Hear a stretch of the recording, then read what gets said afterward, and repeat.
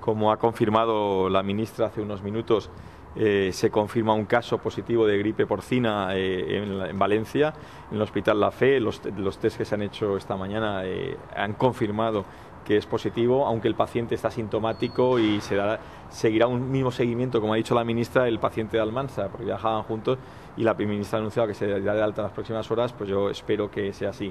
El tratamiento, ya lleva tratamiento él y sus contactos desde hace unos días. El tratamiento lo sigue, está asintomático y cuando los clínicos consideren oportuno se irá dado de alta y simplemente está en el hospital para seguridad y seguimiento. En estos momentos hay 10 pacientes en estudio para seguir la evolución, que eso normalmente no significa nada más que se está en estudio. O sea, son casos que tienen una relación con un cuadro de fiebre y respiratorio, y también tienen relación por haber estado en México en los últimos días, ¿no? Se han estudiado 150 casos, de los cuales pues, sale 1 y 10 en evolución. Eso quiere decir que mucha gente ante cualquier cuadro pues acude a urgencias, ¿no? Así que me gustaría recordar a la población que solamente en los casos de fiebre y cuadro respiratorio, más haber estado en un país como México, supone convertirse en definición de caso sospechoso, que solamente quiere decir que es caso sospechoso. Para el resto,